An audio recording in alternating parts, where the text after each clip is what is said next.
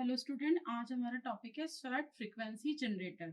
तो ये एक स्पेशल टाइप का सिग्नल जनरेटर है जो कि सी फ्रीक्वेंसी को जनरेट करता है। जैसे कि हमने सिग्नल जनरेटर्स पढ़े हैं जिसमें कि sine wave generator, pulse generator, triangular wave generator, तो उसी कैटेगरी में ये है हमारा स्वीप जनरेटर। स्वीप जनरेटर जैसे सबको मालूम है, it is very very important sweep generator because it is used in CRO. CRO में जब हमने टाइम बेस्ड जनरेटर पढ़ा था तो टाइम बेस्ड जनरेटर में हमने पढ़ा था SVEEP frequency generator.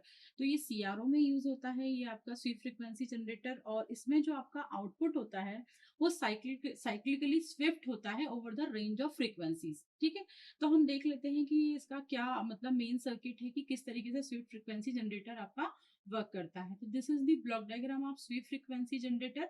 Sweep frequency generator का जो मेन पार्ट है वो है इसका फ्रीक्वेंसी जनरेटर वाला पार्ट, यानी कि ऑसिलेटर।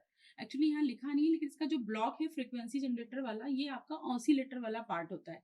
फिर उसका ऑसिलेटर के बाद देखिए यहाँ पर मिक्सर है, और मिक्सर के नीचे जो है आपका हार्मोनिक जनरेटर है। और हार्मोनिक जनरेटर को जो है वो इनपुट कौन दे रहा है? Crystal oscillator. क्रिस्टल ऑसिलेटर एक ऐसा ऑसिलेटर होता है जो फिक्स्ड फ्रीक्वेंसी जनरेट करता है। फिर हार्मोनिक ऑसिलेटर है जो हार्मोनिक जो फिक्स्ड फ्रीक्वेंसी के हार्मोनिक्स जनरेट करेगा, एंड हार्मोनिक्स। कोई भी हार्मोनिक्स हम जो है क्रिस्टल ऑसिलेटर जो फिक्स्ड फ्रीक्वेंसी जनरेट कर रहा है, फिर उसी की हेल्प से हम जो है हार्मोनिक जनरेटर से हम उसके बहुत सारे हार्मोनिक्स जनरेट कर सकते हैं। फिर हम उसे मिक्सर को देते हैं, और मिक्सर का जो एक आउटपुट है, मिक्सर को दो आउटपुट मिलते हैं, एक जो मिल रहा है हार्मोनिक जनरेटर से और दूसरा मिल रहा है आपका फ्रीक्वेंसी जनरेटर से। तो जो फ्रीक्वेंसी जनरेटर है वो उसको कहाँ से सिग्नल मिल रहा है? उसको मिल रहा है फ्रीक्वेंसी कंट्रोल।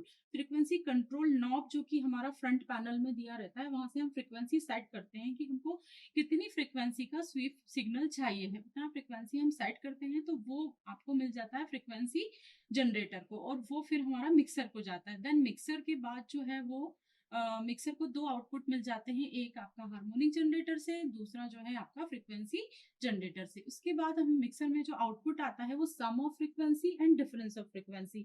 ये हम अच्छे से जानते हैं कि मिक्सर का जो आउटपुट आता है वो दो फ्रीक्वेंसी का सम आता है और फिर डिफरेंस आता है। फिर इसके बाद हमने लो पास फिल्टर लगाया है जो लो फ्रीक्वेंसी को क्या करेगा? पास, और हाई फ्रीक्वेंसी को क्या करेगा? ब्लॉक। इसके बाद हमने लगाया है यहाँ पे amplification and the shaping circuit. इसके बाद यहाँ पर उसका जो आपका आउटपुट आया है लो पास फिल्टर का, उसको हम एम्पलीफाई करेंगे, देन उसको हम शेप में करेंगे। फिर इसके बाद हम उसको एडर सर्किट लगाया है। एडर सर्किट के बाद जो है हमारा क्या है? Display unit. डिस्प्ले यूनिट में आपका एक्स एक्सिस और वाई एक्सिस, यानी कि आपका टाइम बेस, जहां पर हम ट्रायंगुलर जो आपकी स्वीप फ्रीक्वेंसी है उसका टाइम बेस कंट्रोल कर सकते हैं, और फिर हम उसका क्या कंट्रोल कर सकते हैं? उसका amplitude through the Y axis controller से। यानी कि दो कंट्रोल हमको दिए रहेंगे, एक्स एक्सिस कंट्रोलर और वाई एक्सिस कंट्रोलर।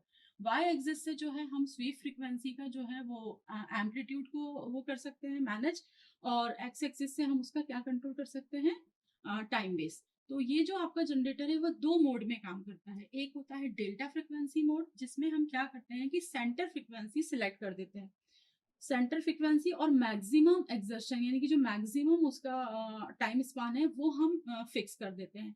तो इस तरीके से जो आपका जो स्वीप फ्रीक्वेंसी है वो दोनों के बीच में आपका स्वीप फ्रीक्वेंसी आपको जनरेट करके देता है। दूसरा मोड होता है इसका F2 F1 मोड, जिसको बोलते हैं हम स्टार्ट एंड स्टॉप मोड।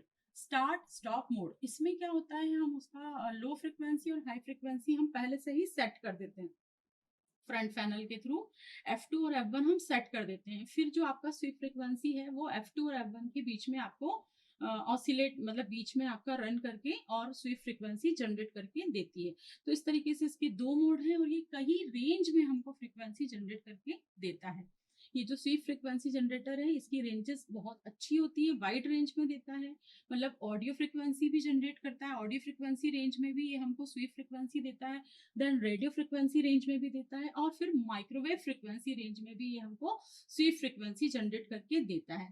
तो इसका जो हार्ट ऑफ द इसका ब्लॉक डायग्राम है, ये है इसका मार्कर जनरेटर, यानी कि ये जो आपका ऑसिलेटर है, और ऑसिलेटर की जो फ्रीक्वेंसी को हम कंट्रोल कर रहे हैं, उसी से हम अपना क्या कर रहे हैं? ट्रायंगुलर वेव जनरेट कर रहे हैं। जो साइन वेव जनरेटर वाला आपका ऑसिलेटर है, उसी को हम वेव शेप और उसका एम्पलीफिकेशन उसका चेंज करके हम उसको स्वीप फ्रीक्वेंसी में कन्वर्ट कर रहे हैं। तो this is the basic of sweep frequency generator, जो कि मेनली सीआरओ में और कई जगह as a time base use होता है।